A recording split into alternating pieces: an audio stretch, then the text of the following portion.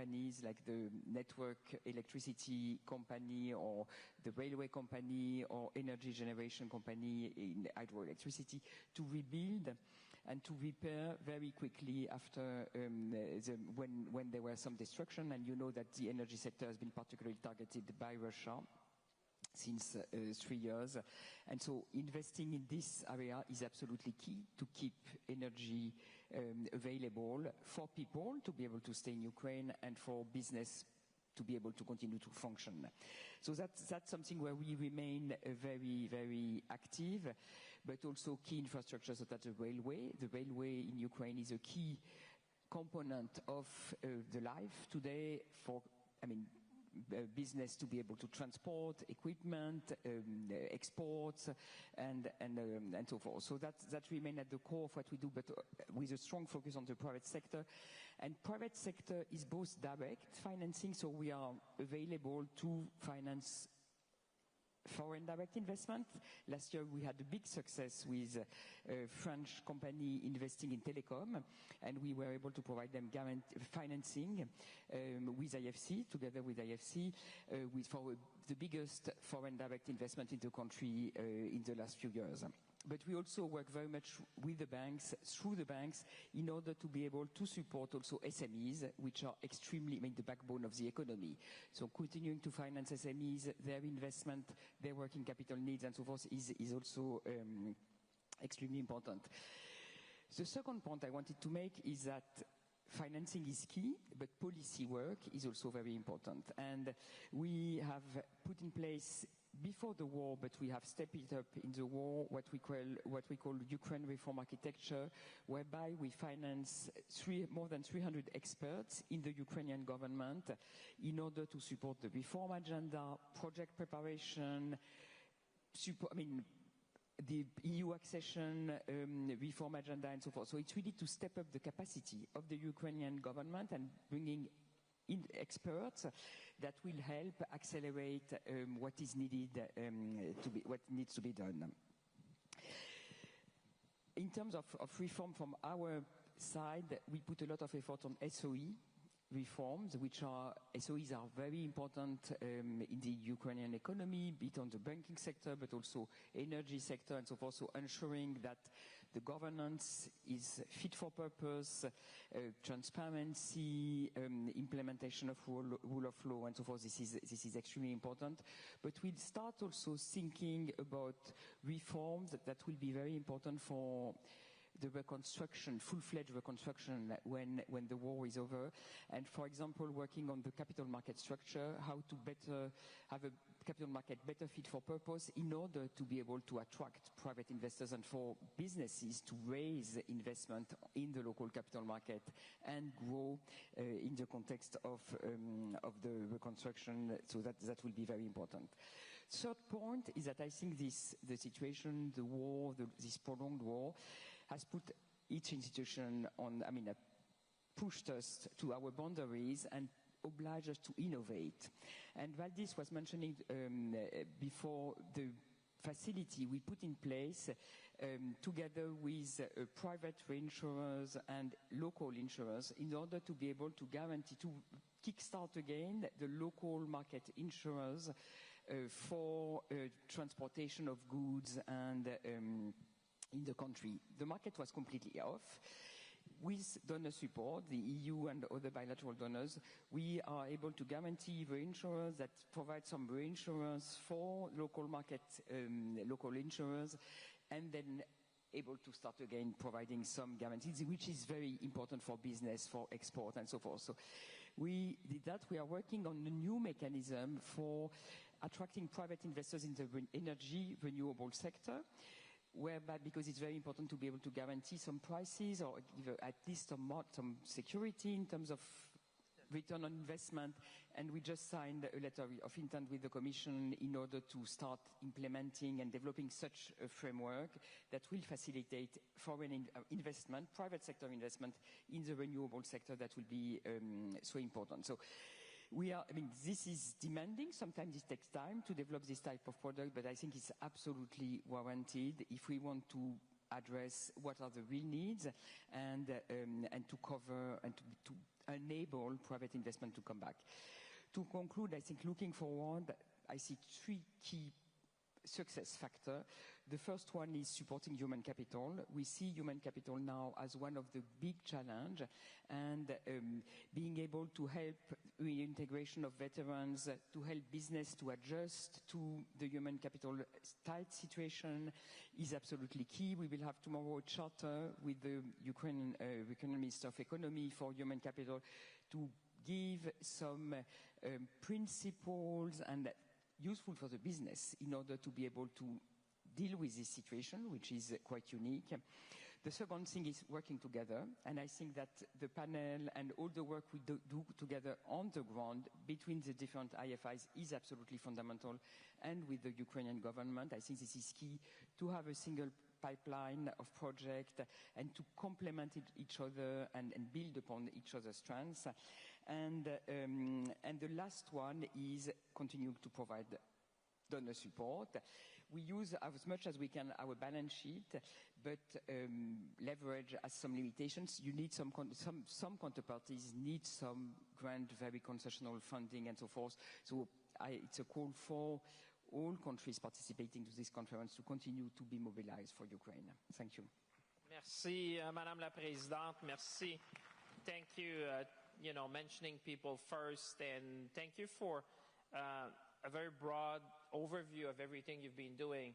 And I've heard your last message. I thought was directed at us, some of the shareholders, and I was looking around. And thank you for your great leadership. Governatore, andiamo a lei adesso. Governatore Monticelli, che ci parla.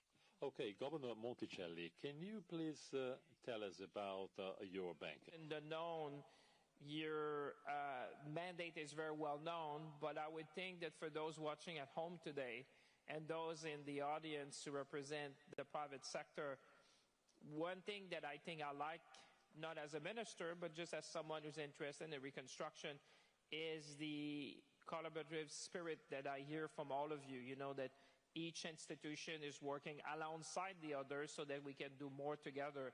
It might be good if I go back to the initial question to look at your mandate perhaps more specifically so that people understand where's the Council of Europe come into that before we go to the World Bank Group, which is also very well known to people, and then look at some of the example and success story that you've been promoting. And thank you again for hosting us here in Italy. We're all delighted. Governatore, a lei.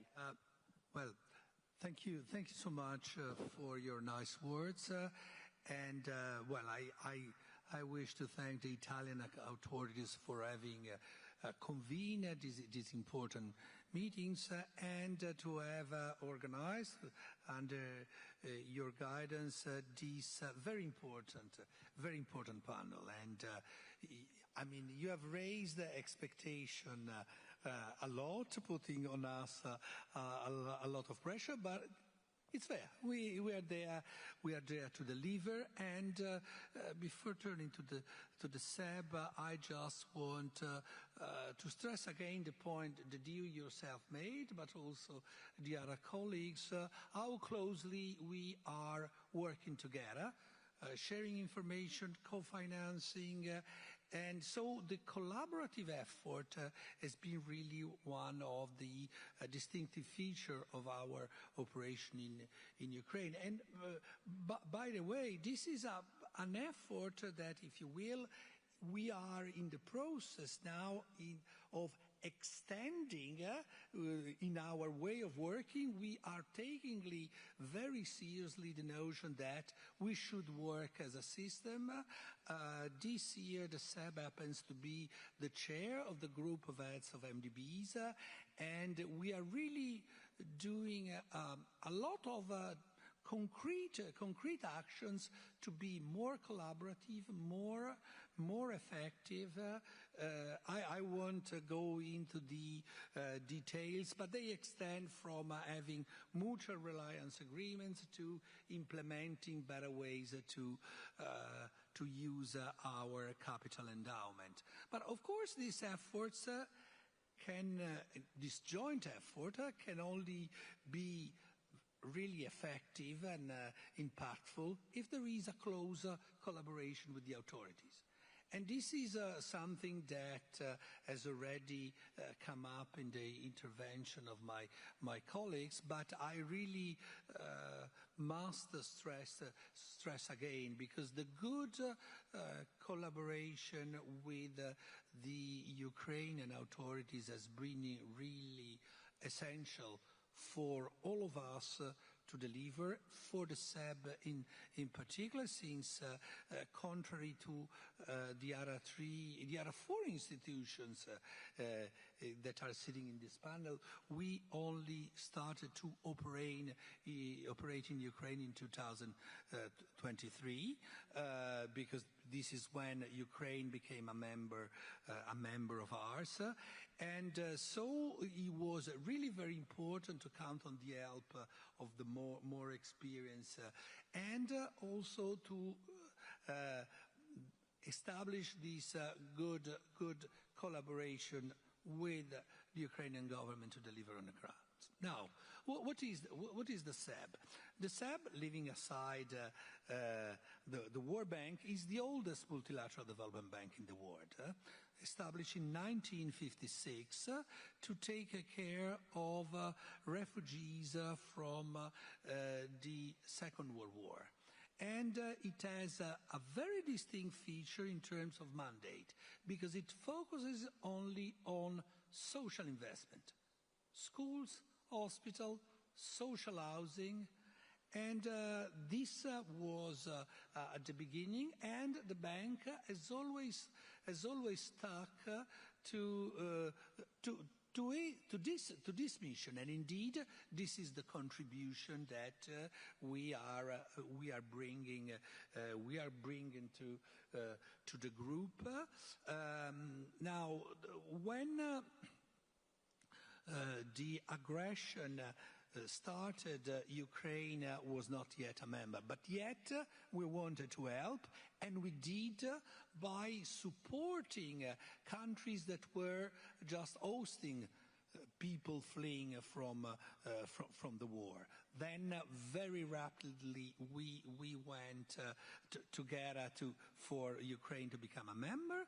They did in 2023, and since then we have already approved 6 projects for over half a billion. Nearly 200 million have already been disbursed. So it has really been a success story in delivering impact. And now going to your point, business is attracted by success stories. We, given our nature and mandate, mostly operate with the public sector. We do supply essential social services, and our success is in delivering impact, and our contribution to the private sector, job creation and development, is creating the human capital, helping to have the human capital, which is an enabling factor for the private sector to thrive. Looking forward, clearly the message is to continue to work together, and turning now to the issue of shareholder support. It is clearly an issue about having more resources to be able to put the risk on our balance sheet, but at the same time we need grants to help with the work of capacity building that is necessary for our project to be impactful. And indeed, I just want to acknowledge the European Union as a great partner with us, but with all of us in providing resources to this end. Grazie mille, Governatore. So we have about 10 minutes left, so it's good that we turn to the World Bank, and colleagues, I'm sure you will want to hear from Valdis from the European Union, and the last word will be for Sergei, because actually we're here for you. So it's only fair that we leave you the last word. But first, the World Bank Group, I mean, certainly everyone knows you. And people are clear that you've been doing great work. You've been very, very engaged. And I want to say thank you on behalf of all of us, because you're a very trusted entity in which we've been working very closely. So I'll pass the word to the Managing Director, Björde, and I want to say thank you again for your leadership. I heard you this morning, and I'm sure colleagues will be very delighted to hear from you this afternoon. What you've been doing, some of the de-risking, some of the guarantees, and the leadership of the World Bank in the reconstruction efforts. Well, thank you so much, and it's a pleasure to be on the panel representing the World Bank Group and to respond to your question of what really is the mandate of each and every one of us. Not everybody knows that the World Bank's official name is actually the International Bank for Reconstruction and Development, and that is because we were created in 1944, and the focus really was on reconstruction, and the development part came at the request of our clients actually in Latin America, who said we have not suffered the pain and the damage and destruction that other countries have, particularly Europe, but we need development. So could you please add the D to the International Bank for Reconstruction? So we became the International Bank for Reconstruction and Development. That was in 1944. To that then came an addition of IDA, which is our fund for the poorest. And I would like to actually give a shout out to our Italian host here, because in our recent replenishment, Italy increased significantly its contribution to IDA, and we're so very grateful to that, along with other donors who have stepped up. It's one of the most effective concessional funds for the poorest countries in the world. To that came the International Finance Corporation, which focuses on the private sector, invests with private companies around the world for development. And to that came MIGA, which focuses on political risk insurance. And to that also came a less known but incredibly important entity, the fifth part of the World Bank Group, which is ICSID, which is our Center for Settling Disputes between private companies and government. So we consider ourselves a bit of a one-stop shop, working in close unison with everybody here on the panel. But I must also reflect on the importance of these recovery conferences. I've been attending them annually, and each and every one has one thing in common, and that is that we must help Ukraine through this difficult time, but we must also focus on planning for tomorrow. And that's why I love what the speakers before me have talked about, which is really both today and tomorrow. Project preparation, pipeline, reforms, financing, leveraging, innovation. All of that is so very important. I want to focus on a few numbers and then maybe share with you some of the thinking we're doing together with Ukraine on the economy of the future. Some of the numbers, you mentioned it, $524 billion. That is our estimate alongside with the EU and the UN for the damage and needs assessment we released in February. That is the damage and needs assessment over a 10-year period. It's a huge amount of money. We anticipate that at least one-third should be able to be mobilized by the private sector. So that emphasizes the importance of the public and the private. Another important number I like to emphasize, and it talks a little bit about how the World Bank Group works, it's $81 billion. What is $81 billion? It's the amount of money that we have mobilized for Ukraine since the beginning of the war.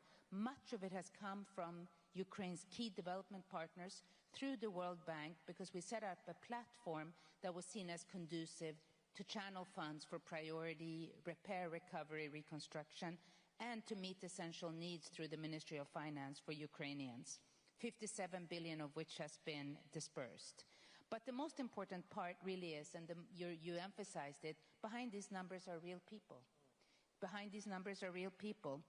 And it's about families needing homes, it's about children needing schools, it's about communities needing access to healthcare, energy, and all other critical services. And this is really what our support has focused on. But we also know, as we mentioned, that public resources won't be enough. We need to really, really focus on mobilizing the private sector. So I want to talk a little bit about the challenge that the government of Ukraine posed to us, which is, what does the economy of the future of Ukraine look like? So we're working on this together, of course, with partners, and the North Star for Ukraine is EU accession, as it should be. Ukraine belongs in Europe, has a lot of value to add to Europe, and can also benefit a lot from Europe. But we have identified something we call the fours: 4 opportunities, 4 challenges, and 4 reforms. And I want to briefly just talk about each. On the opportunities side, of course, is the integration from the European Union, which opens up markets and anchors reforms. The second one is very much around emerging sectors and skills, including information technology, which we have seen so much now during this war period, including in defense technologies, which we believe can be hugely leveraged for the new economy. The third is reconstruction can attract substantial investments and also revitalize local economies. And the fourth, around the opportunities, comes from the support of the international community and also a very vibrant civil society in Ukraine. But there are challenges to overcome, and let me mention 4. The first one is the destruction of capital and the acute labor shortages that constrain growth. The second one is, of course, that the war has led to pretty significant macro imbalances, particularly significant fiscal deficits, and this is, of course, what Ministry of Finance deals with each and every day. The third one is that we have seen a very large increase in poverty. Ukraine did not have much poverty before the war, particularly extreme poverty. Now we consider that Ukraine actually has a huge and significant poverty challenge to address. And the fourth one is that we need to move away from Ukraine's old and undynamic economic model of a large shadow economy and a large and heavy state footprint, and that includes the SOEs. At pre-war growth rates, it would take Ukraine around 37 years to converge to 25% of the average EU GDP per capita, and that is obviously way too long for the Ukrainian people. So what would it take for a private sector-led economy to recover? And this is where I want to talk about the 4 reforms that we see as pivotal as part of the fours. First and foremost is reforms to strengthen the foundations for growth. And here we see the importance of a well-designed fiscal adjustment that can support reconstruction spending without hindering growth. And this means, for example, to reform the tax regime that currently keeps firms small and informal. And that involves strengthening governance, especially anti-corruption, which remains central. We also see reforms critical to rebuild infrastructure. Here, key to this is to create markets. For example, the housing market, which is a huge area of needs. We expect that out of the 524 billion in needs that I mentioned, about 80 billion is for housing alone, and about 13% of the housing stock in Ukraine, because of the war, has been destroyed. The third area of reforms is about improving business dynamism and productivity, and that has to do with increasing access to domestic finance, mobilizing FDI, enabling privatization, liberalizing markets, and increasing competition. And finally, comprehensive reforms of labor regulations, social protection, and pension systems to help to incentivize more people into the labor market while strengthening the social cohesion. This sounds like a lot, but we also know that these reforms are necessary to accelerate the growth and the job creation. Finally, as I mentioned this morning when we met with the multi-donor platform that's been created, Ukraine is not alone in doing this. As you have heard from every speaker, we are with Ukraine each step of the way, and international support and partnership will continue to be essential, both to increase and attract the investments needed, to help front-load financing so those fiscal deficits that Ukraine is facing can be filled, and technical assistance to be able to provide the design work that needs to be done now to prepare for tomorrow. I want to close by just expressing the World Bank Group's unwavering commitment to stand with Ukraine today and tomorrow, and we look forward to working in unison with all of the partners. Thank you. Thank you very much for really outlining the reform, the challenges, and the opportunities that you see at the World Bank. Valdis, I know you're capable of a lot, but now I have a real test for you. in 1 minute, and I'll give our friend Sergey 2 minutes in order to try to keep the timetable that the Italian presidency has asked me to keep.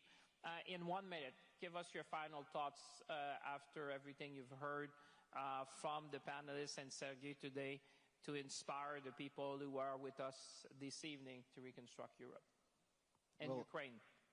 First of all, I would like to thank everyone for engagement and our international and European financial institutions for very strong work, G7 partners for all the work and support you are providing.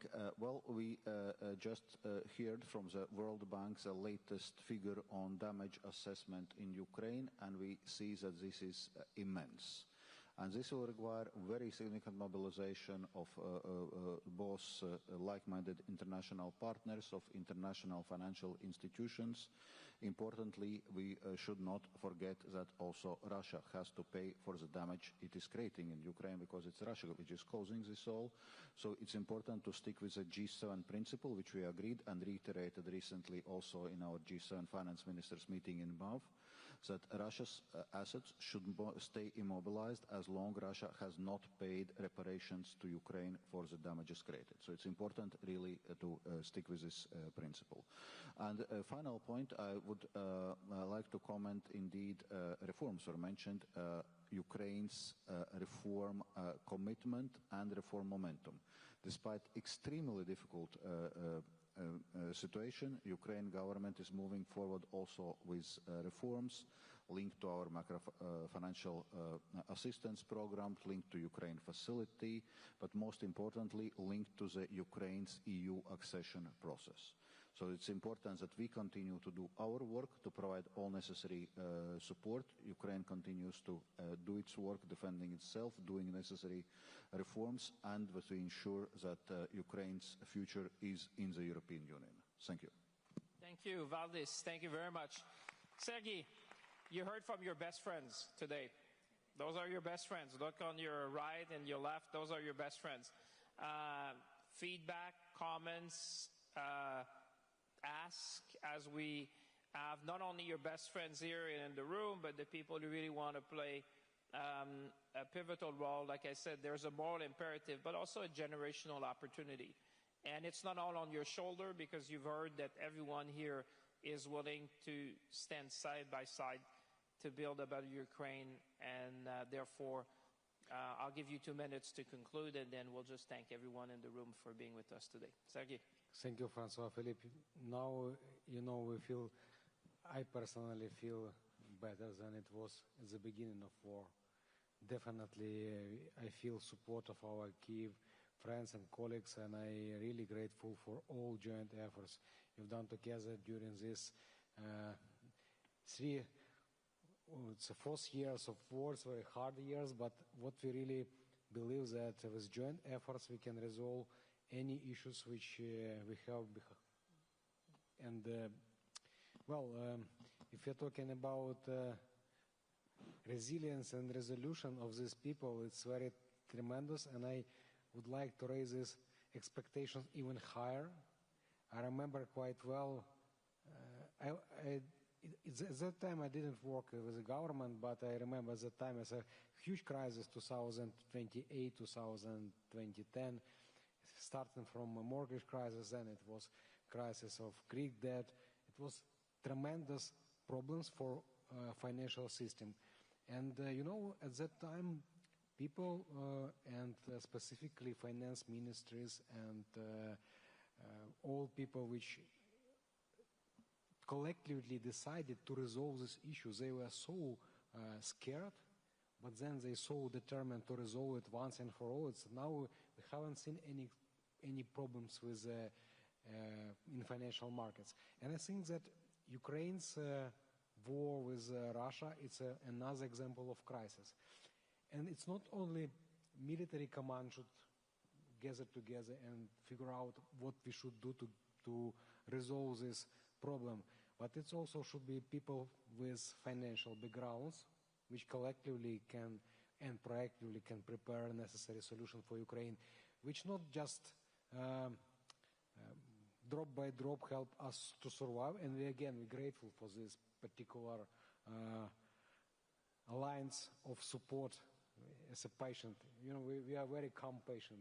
We receiving these lines and we're very happy to be receiving this. But if we want to really resolve the problem, resolve this war, we should think about brave actions, how to make Russia pay. I mean, pay not only right now, but in future. So we are talking about frozen Russian assets. We are talking about additional sanctions on Russia, oil and gas. We're talking about additional sanctions on Russia, other commodities, secondary sanctions. It's responsibilities of ministries of finance. It's not responsibilities of military command. So I urge all of us, let's make this step forward and be brave enough and to punish Russia economy for them to really understand what does it mean to fight with ministries of finance. Thank you very much. Ladies and gentlemen, so let's seize the moment, let's be ambitious, and let's rebuild Ukraine together. Big round of applause to the distinguished panel. Thank you for all you in the audience. Have a very nice evening. Grazie mille a tutti. Buona serata. Grazie.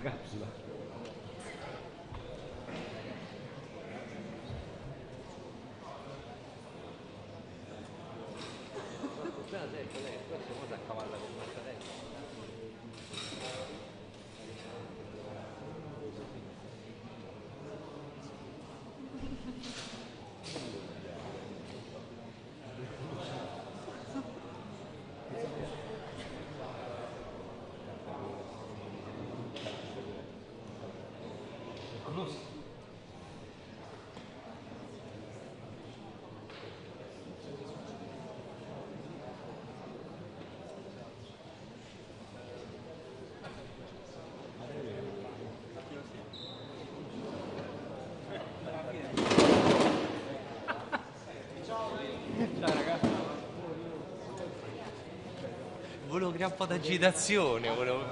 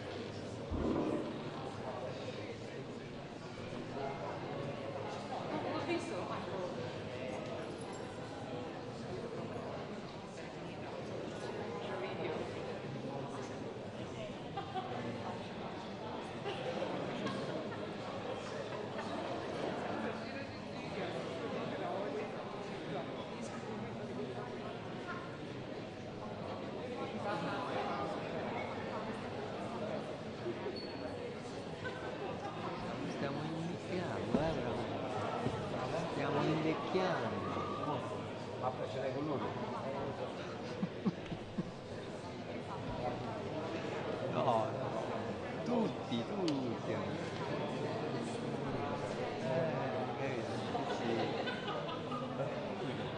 Noi erano giovanissimi.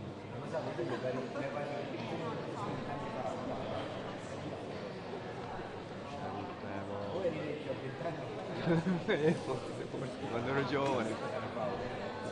Ma sai che comunque stavo un po' tirando vecchie immagini, archivi, nel senso, no? C'avevo cassette che comunque adesso devo fare un po' di sterzare.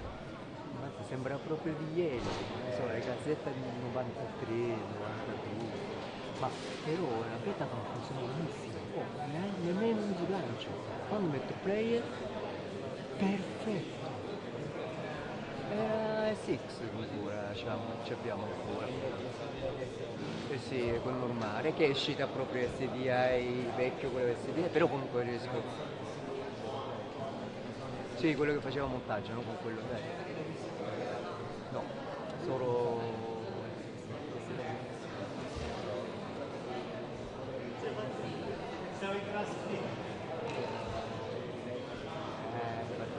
No, non l'avevo usato.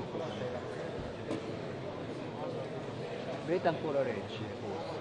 Però io una volta che ho parlato con qualcuno della nostra, ancora c'era Beta comunque anche questo X, quello vecchio. Ma che qui. Infatti. Ah, nuovo. Ah, tutto nuovo. Infatti non so.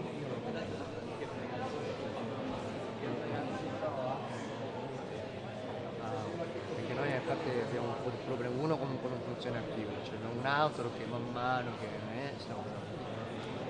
esatto, infatti dopo 20 anni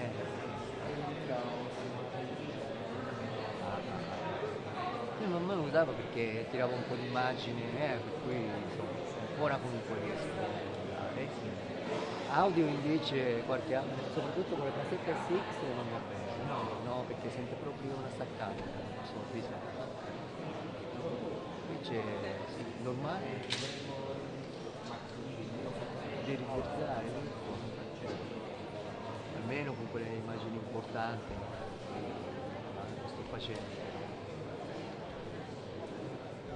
Manifestazione MSI nel 92, tangento sempre lì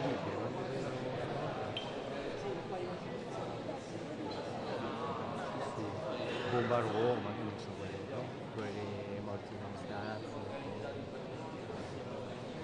c'erano sempre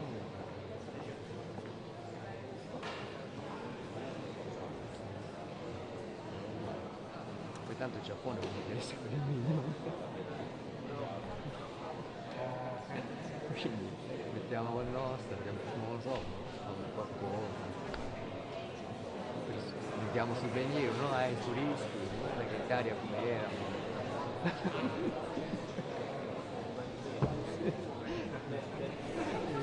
Ah, è vero, come portaportini una volta, no? Vendevo queste casette. 10 mirarini.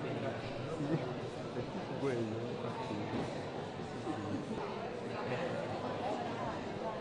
No, non è peccato.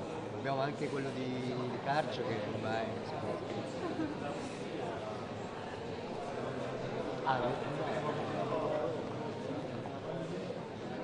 Però vabbè, il materiale comunque c'è tutto, c'è per l'aria.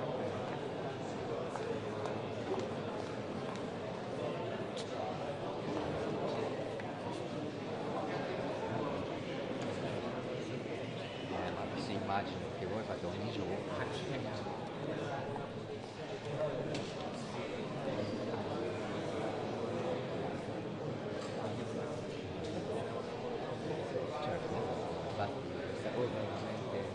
Lascia qualche non so, persone in carico.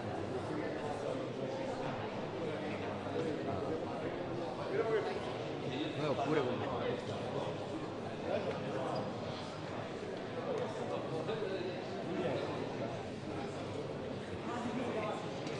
sì, perché infatti alla fine cosa fai? Sì. Devi mettere anche caption, descrizione, cosa mai, quindi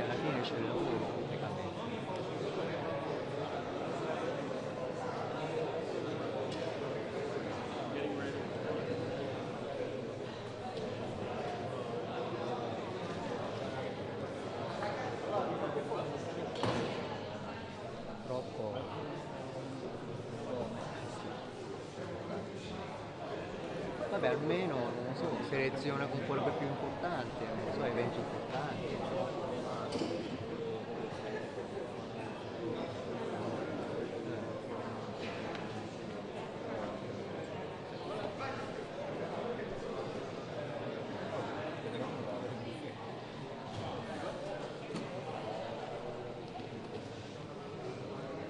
Dear colleagues, sorry for delay, very fruitful day today.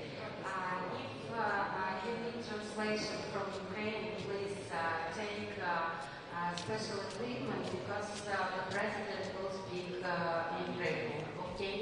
The equipment is all there in the cover. Thank you.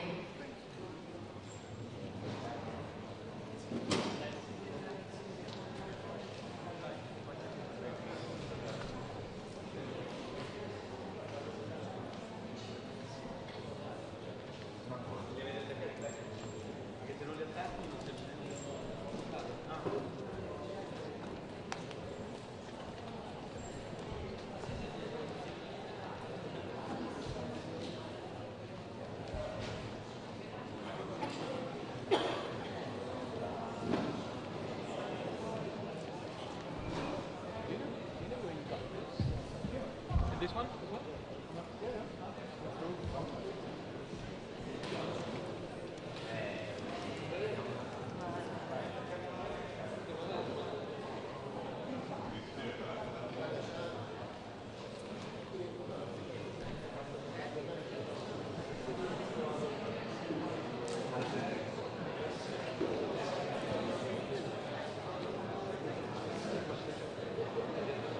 Туз почався.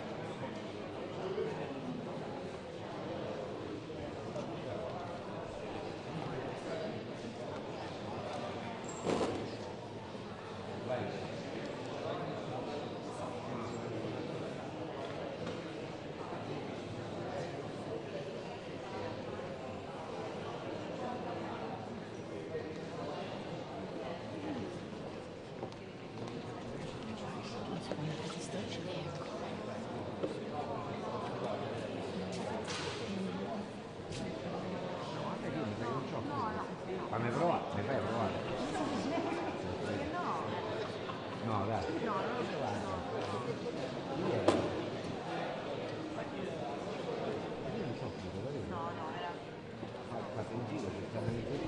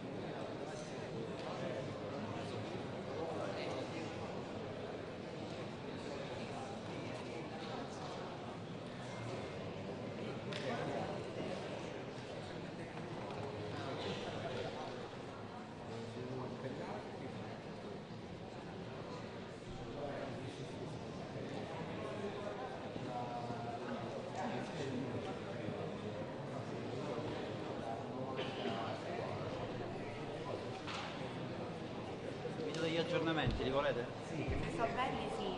No, non so belli. Io appena ho fatto stagione obbligatoria, quindi wow. Non lo so, se uno di questi quindi non lo so quanto potrebbe portare, perché se poi si parla con le mancherebbe la cena.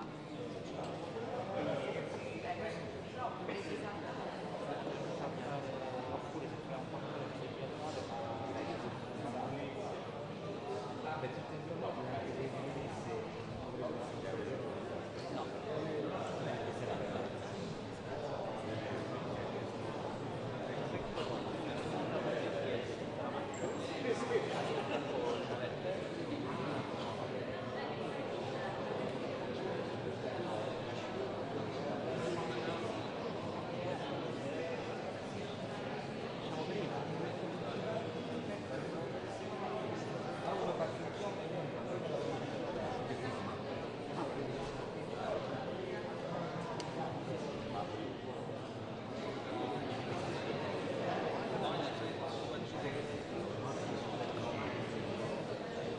vedi se è meglio uscire dal frontale da dietro da qua, se no non ti giro.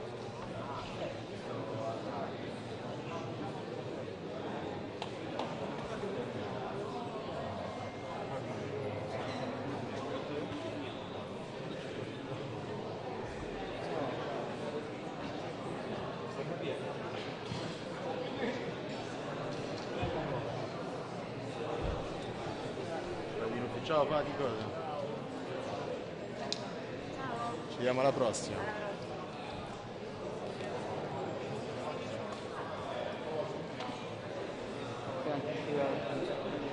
Se riusciamo a uscire dietro è meglio. Questo è il principale.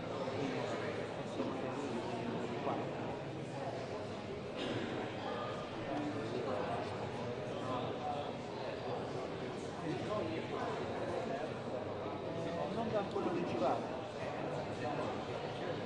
Sì, esatto. Sì, il principale è quello dove c'è la vetrata col logo Ucraina.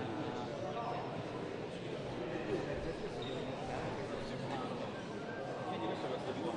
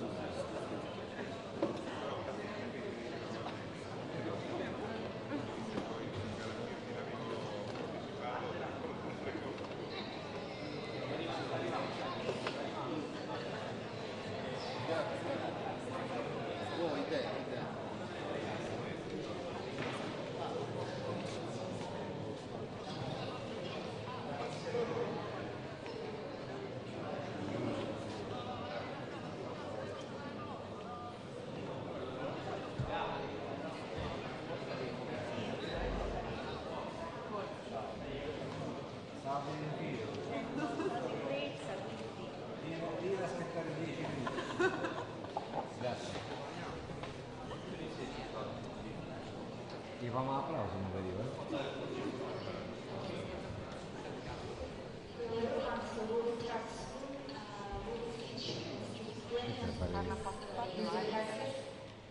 Because soon we will start the press conference with the President of Ukraine, Volodymyr Zelenskyy.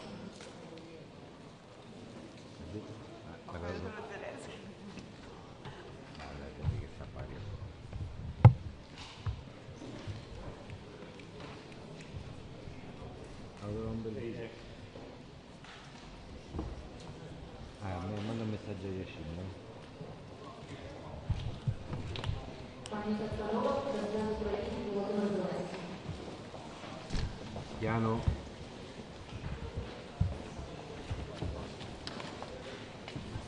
In mezzo a tutto. Ma quanto vero? Piano.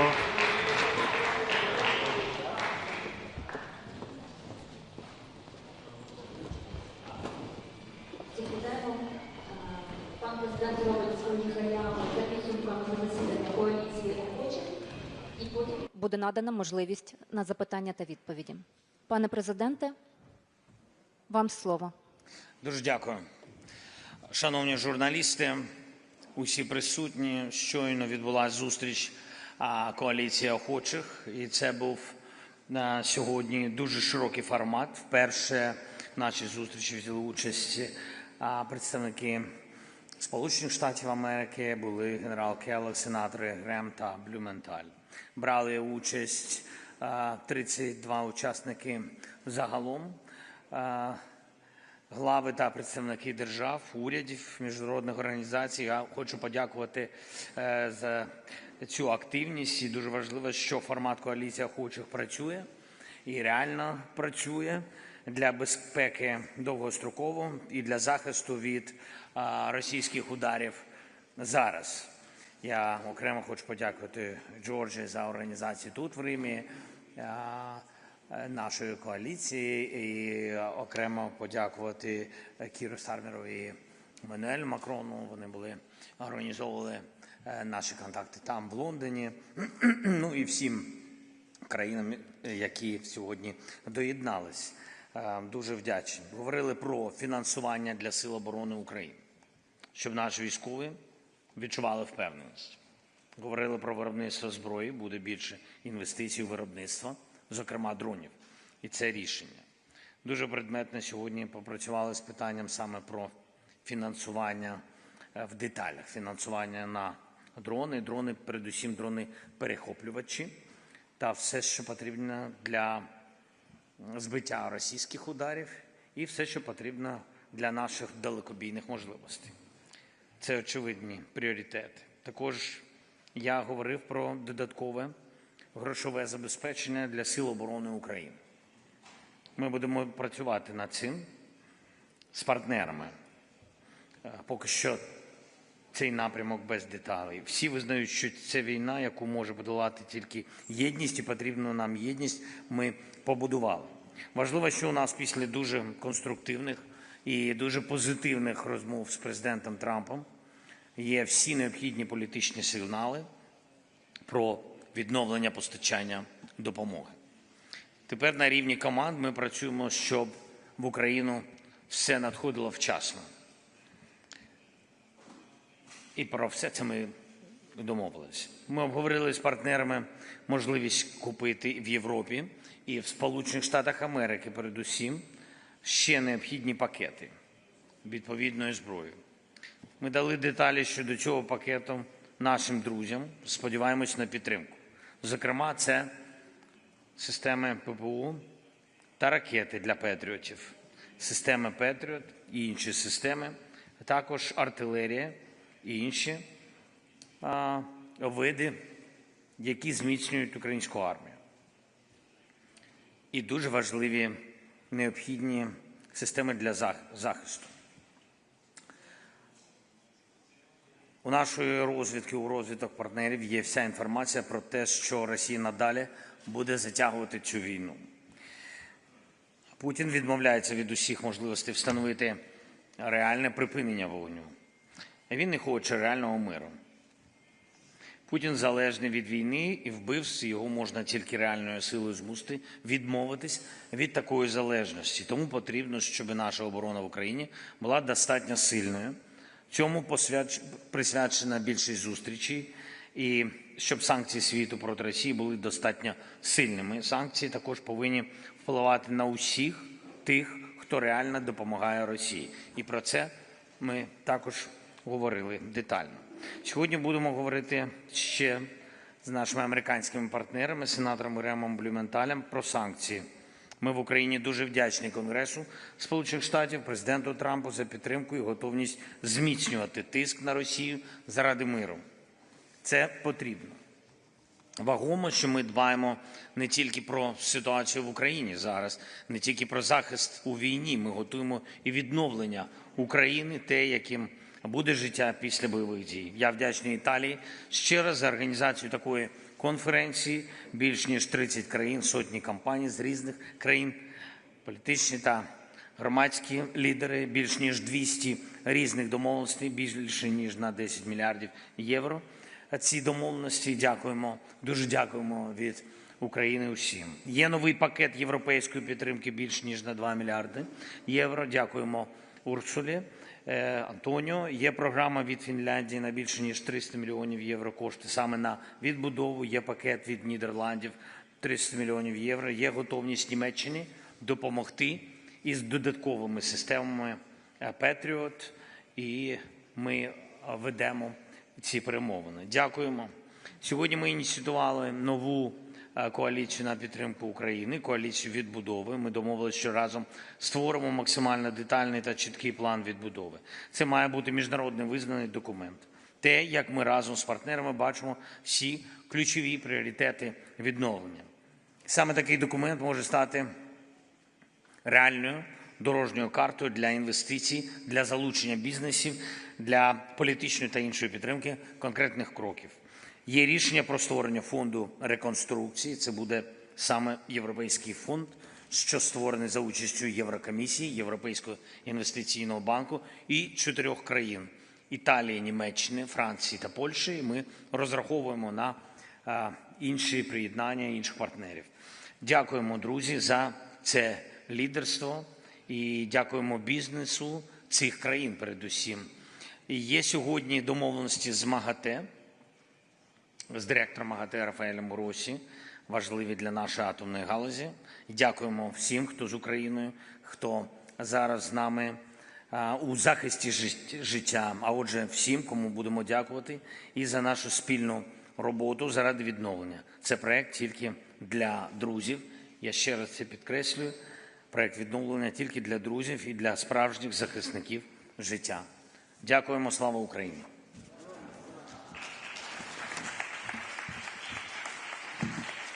Дуже дякуємо. Ми розпочинаємо блок запитання-відповіді.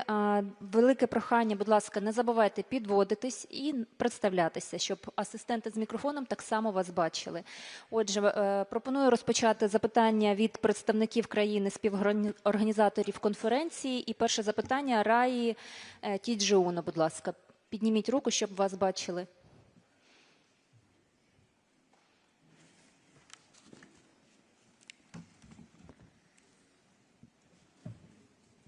Good afternoon, President Zelensky.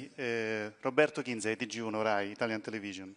You attended the coalition of the Willing Summit today, and General Kellogg's also took part on behalf of the United States. It's the first time for U.S. official. Also thanks to the important work carried on by the Italian government, and you have a strong relationship with our government. Are you confident that all of the Western countries or the West as a whole will give Ukraine a solid, strong support both in the process of recovery and for what concerns the defense supplies? Thank you.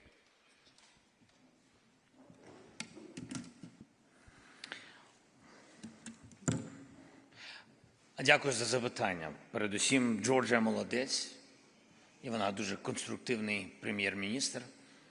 сильний менеджер, організатори. У нас хороша була зустріч. Організовано було разом з, як я вже говорив, прем'єр-міністром Британії і президентом Франції. Чи я впевнений? А сьогодні був такий момент, ви самі згадали про американську сторону, я думаю, що це сигнал від президента Трампа, присутність і генерала Келлога, і сенаторів Сполучених Штатів Америки. Це позитивний сигнал. І я дуже радий цьому сигналу. Це справжня єдність. Сьогодні був такий момент, точно зараз спробую згадати, коли один із наших американських гостей сказав, що показала ця коаліція of Willings, саме сьогоднішня зустріч. Він сказав, this picture, how he said in English, he said, this picture is better than 1,000 words. Тобто він сказав про те, що той колектив, який сьогодні був, 30 країн, плюс Сполучені Штати Америки, те засідання, яке сьогодні було, з наголосом підтримки України, ППО, нашої армії, зробити все, щоб змусити Путіна закінчити цю війну, одноголосно і озвучений, не хочу про деталі, пакети підтримки для України і дуже рішучі сигнали щодо санкцій. І я думаю, що, чи я впевнений, я вірю, що слова не порожні, а картинка, як сказав наш американський партнер, про все сказала сьогодні. Дякую. Дякуємо. Ми продовжуємо з представниками українських медіа. Бачила в залі телеканал «Інтер». Будь ласка. Тетяна Логунова, телеканал «Інтер». Пане президенте, я б хотіла вас попросити підсумувати, якщо можна дуже коротко, перший день конференції, які найголовніші результати, домовленості вдалося досягти. І якщо можна таке підпитання, чи є якісь конкретні рішення щодо виробництва дронів або інвестицій в цю сферу? Дякую. А від гуманітарних проєктів, інфраструктурних проєктів, передусім я фокусуюсь на енергетичних проєктах, тощо, до проєктів домовленості щодо посилення нашої армії. Як я і сказав, домовленості є на суму більше 10 мільярдів євро. Як я і сказав, є домовленості з Європейською комісією, з Урсулою фон дер Ляєн, тощо ми говорили про більше 2 мільярдів євро. Окремо ми домовились про ряд важливих енергетичних пакетів підтримки. Тут і Норвегія, і Німеччина, і також ми проговорювали деякі речі з болгарською стороною.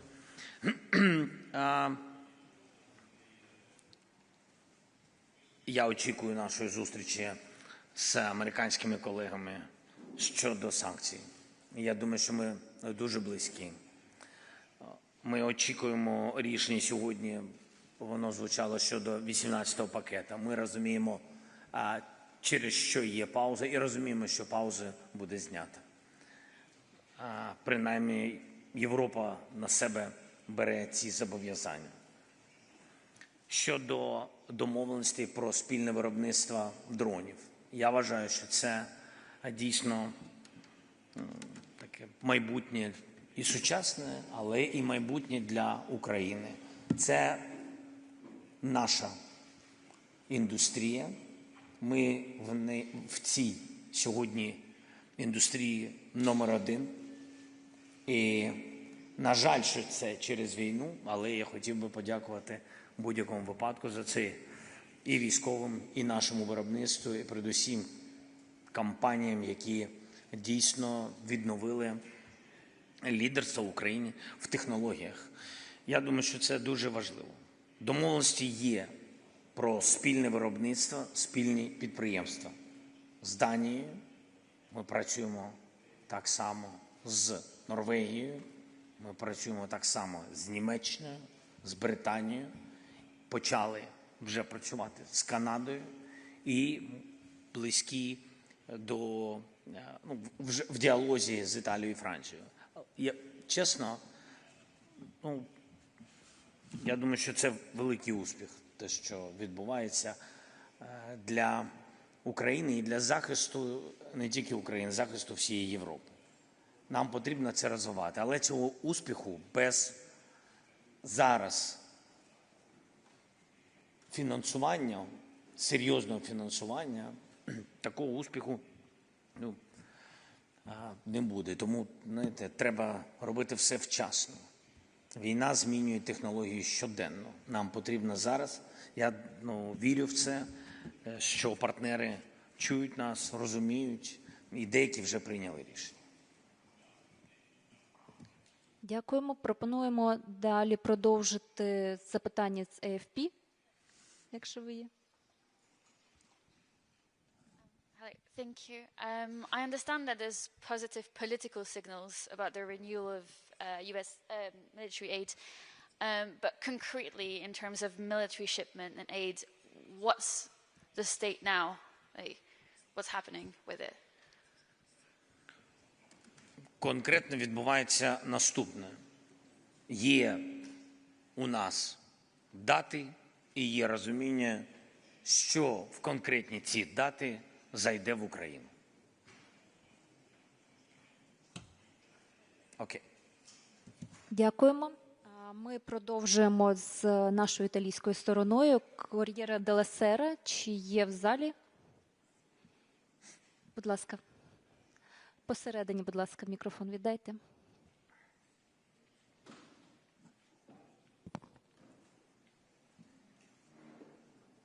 You will have the mic soon.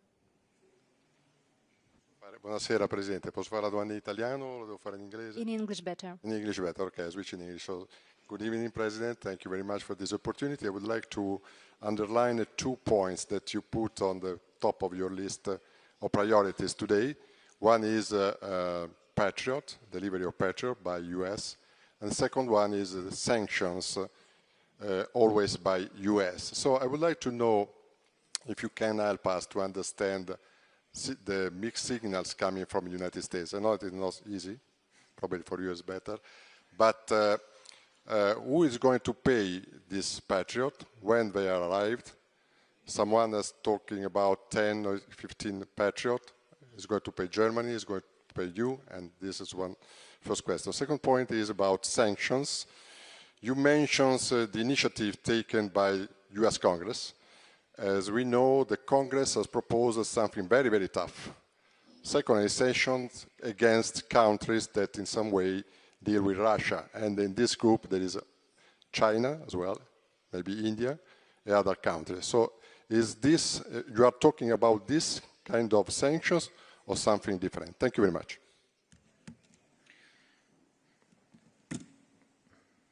З президентом Трампом ми... Yeah, I think you need translation. Sorry. I will wait. Okay. You're ready? Good. З президентом Трампом у нас позитивний діалог щодо систем Петріотів. Мій запит щодо 10 систем Петріот і відповідного обсягу ракет до цих систем. Німеччина готова оплатити, у мене є з ними домовленості, 2 системи.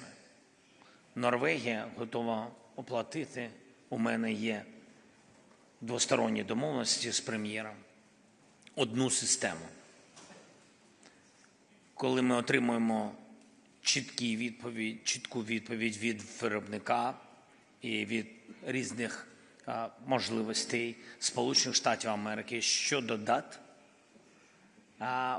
безумовно, ми розуміємо вартість, то доєднаються і інші європейські партнери. Саме така на сьогодні схема фінансування систем, американських систем Петріот. Але це моє завдання знайти ці гроші, і, як я вже вам сказав, на початку моєї відповіді, ми вже маємо розуміння, звідки початок фінансування буде йти. Я впевнений, що ми все це зробимо. Пакет, до речі, набагато більший, ніж ці системи, але те, що підтверджено, про що ми говорили, те я вам і наголошую. А що поки що ми в діалозі, тільки про це і мовчу. Що стосується санкцій, ми дуже розраховуємо на лідерство Сполучених Штатів Америки, дуже розраховуємо, що санкції будуть впроваджені, жорсткі санкції. Саме про ці жорсткі санкції проти російської зброї, можливості воювати, проти їх економіки, і ми говоримо. Ми з вами говоримо про одні й ті самі санкції. Я впевнений в цьому.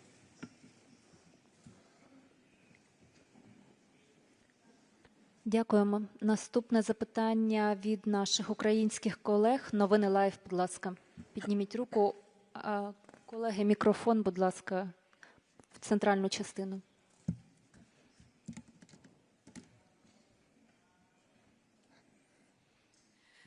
Дякую за цю можливість. Галина Остаповець, Новини Лайв. Нещодавно турецький міністр закордонних справ Фідан заявив про те, що Росія готова до третього раунду перемовин у Стамбулі і очікується, зокрема, відповідь України на це. То чи готова Україна їхати в Стамбул втретє, на якому саме рівні делегації, наскільки реальною обговорюється зустріч, власне, на рівні голів держав і, можливо, участь президента Трампа у ній? Дякую.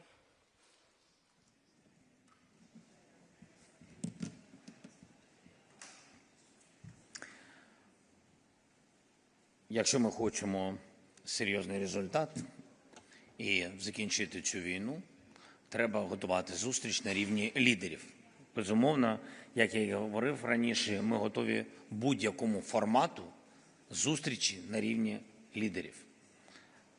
Знов-таки, безумовно, Україна, Росія і Америка на рівні лідерів – це бажаний формат. Можуть бути не тільки слова і гарантії за столом перемовин. Але як буде, я не можу вам сказати. Що стосується майданчиків перемовин, я ще раз вдячний італійській стороні, я вдячний Ватикану. У мене була зустріч з папою щодо питання зустрічі на рівні лідерів в Ватикані. Я дуже радий, що Ватикан відкритий з цією пропозицією. Також у нас є пропозиція від Австрії, у нас є пропозиція від Швейцарії, як країн нейтральних, а також є, як ви сказали, сигнали не сигнали, а прямі пропозиції від турецької сторони. Ми повинні завершити результат, про який сторони домовились на другій зустрічі, а саме закінчити з тими обмінами, які були домовлені на другій зустрічі в Стамбулі. І я думаю, що найближчим часом відповідні рухи здійсняться. І тільки після цього команди можуть обговорювати знов-таки дієвий варіант – це підготовку зустрічі на рівні лідерів. Приблизно так. Дуже дякуємо. Чи працює чутно? Дуже дякуємо. Чи є представники в залі від Bloomberg? Будь ласка, вам запитання, сюди мікрофон. Пане президенте, добрий день. Володимир Урбяний, журналіст Bloomberg. У мене запитання щодо можливих змін в уряді і можливої ротації послів. Зараз про це багато пишуть і вітчизняні, і міжнародні ЗМІ. Тож, чи готуються зміни в уряді, зокрема зміна прем'єр-міністра? І нещодавно пан міністр закордонних справ сказав, що може пройти велика ротація послів у країнах G7, чи означає це, що буде замінена пані посол у Сполучених Штатах Америки, і чи може торкнутися ротація також посла у Сполученому Королівстві пана Залужного? Дякую. Іноді новини можна не читати, а просто поспілкуватись з нашими журналістами і з'являються новини.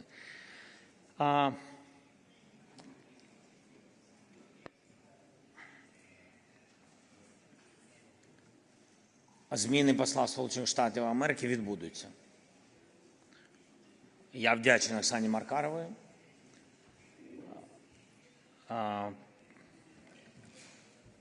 Ми з нею розмовляли, мали контакти, я маю на увазі, і яке буде продовження її роботи, я не можу вам сказати. Багато чого залежить саме від неї. Я відкритий, я хотів би, щоб вона продовжувала працювати в Україні. Але якщо вона вирішить для себе по-іншому свій шлях, це її вибір. Що стосується нового посла, я би так сказав, і Кабінету міністрів. Я скажу відверто, якщо я вирішу, і це буде найближчим часом, що представляти Україну в Сполучених Штатів Америки, тобто ключовим нашим послом буде міністр оборони Рустем Умєров, це безумовно вплине на серйозні перестановки в уряді України. Зрозуміло чому. Тому що сьогодні всі рішення, весь наш бюджет – це, на жаль, війна. Але це правда. І тому від Міністерства оборони дуже багато залежить цього. І тому це серйозне рішення. Для нас дуже важливо сьогодні в тому контексті, який зараз відбувається, посилювати відносини зі Сполученими Штатами Америки, не втрачати цей момент. Я вважаю, що ви самі це розумієте, самі це відчуваєте. Принаймні, з нашого боку буде саме так. І тому потрібно, щоб людина була сильна і була в контексті найголовнішого. А це в контексті посилення України, зброї передусім. І тому одна із моїх ідей в тому, що це може бути міністр оборони України.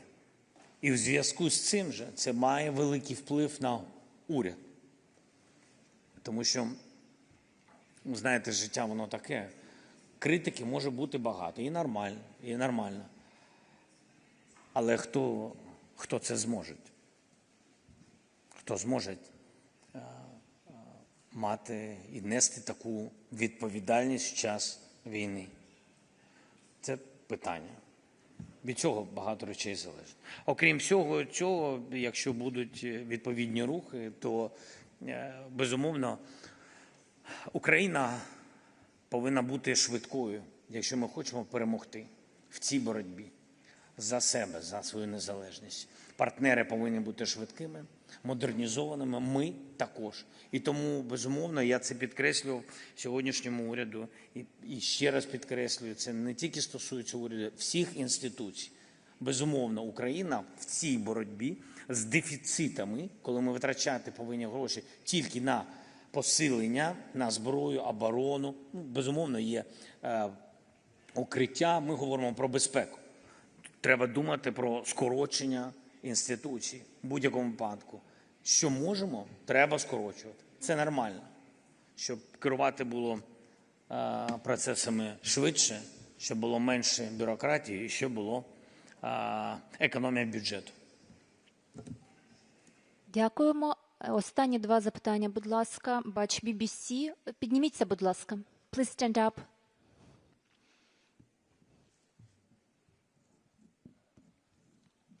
Thanks, Mr. President. I wanted to ask you, Russian attacks on Ukraine have intensified in recent days. We've seen some of the most intense attacks by Russia of recent months, recent times. And Donald Trump, instead of getting annoyed with you, which he once did, has begun to get annoyed with Vladimir Putin and even begun swearing about him. Do you think that Donald Trump has understood, or do you think he's abandoned the idea that he can do a deal with Putin? Do you think this is some kind of turning point? And if so, what do you want Donald Trump and the United States to do most or to do next for Ukraine? Thank you.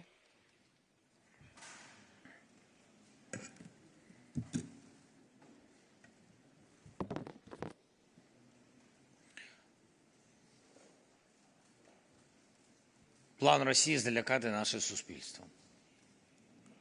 Зрозуміло, люди не висипаються. Абсолютно зрозуміло, якщо вони б'ють і тривога звучить 7-10 годин, і розуміло, люди йдуть в укриття, і дуже правильно, я їм дуже вдячен.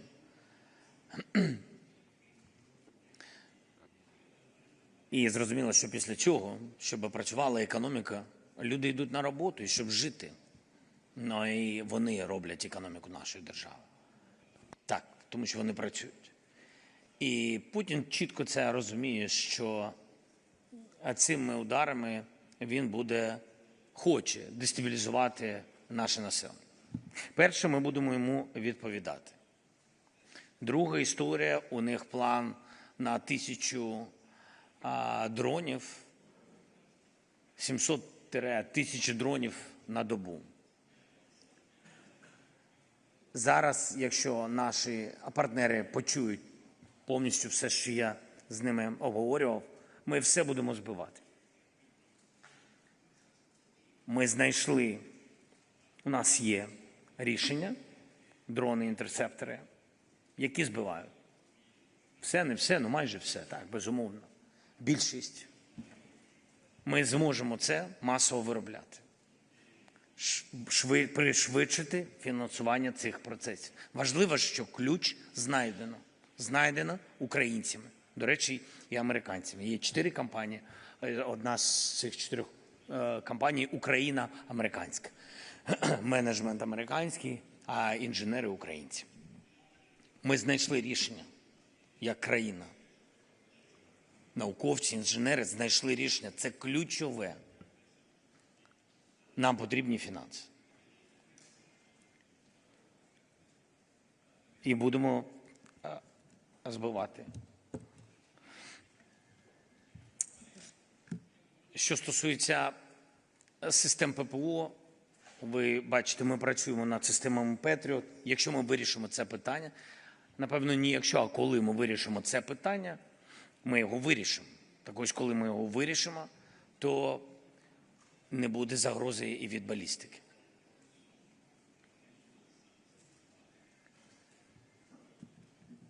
Санкції. Якщо скласти всі бюджети сьогодні руського солдата, він отримує від 6 до 8 тисяч доларів США. Всі бюджети. У них є локальні бюджети, є державні тощо. Уявіть собі, скільки сплачує Росія за цю війну. Один військовий руський контрактник отримує саме стільки. Путін розраховує на армію 1,5 мільйона. Він хоче армію 1,5 мільйона. У нього 1,2. Що може зупинити ці гроші? Як він буде платити в таких об'ємах? Ми вважаємо, що він може витратити в наступному році 300 мільярдів. 300 мільярдів на війну. Санкції зупинять його можливості так фінансувати. Буде дефіцит у нього. Таких великих бюджетів. І, безумовно, треба говорити про посилення фінансування наших воїнів. Так, це неочікувані сигнали, напевно, але я сьогодні був дуже відвертий на коаліції охочих. Ми повинні мати сильну армію. Безумовно, і йти шляхом до контрактної повністю. Це правильно. Це момент, поки у нас немає закінчення війни, першої стадії, ceasefire. Як воно буде далі, я не можу зараз вам сказати. Але сильні санкції будуть впливати на готовність русських говорити. Але реально говорити, з результатом. А не ховатись тільки за обмінами. Безумовно, які також важливі. Але давайте чесно, вони і були. Не в такому обсязі, але вони були. Не ховатись за обмінами, небажання реально закінчувати війну. І це небажання, на мій погляд, бачить президент Сполучених Штатів Америки сьогодні. Я не знаю, чи змінить він свій погляд. Я не можу вам сказати. Я вдячний йому за сьогоднішній погляд, за ті сигнали, які він дає. Дав при зустрічах і дає сьогодні в медіапросторі.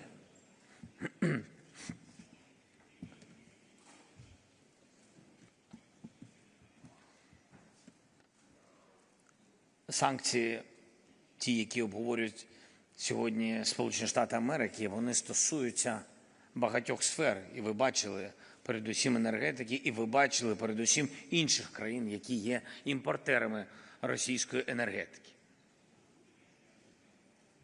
Це вплив на багато аспектів і на багато країн, яких можуть сильні правильні кроки, мені здається, змусити і ті країни впливати на русських щодо закінчення війни, на мій погляд.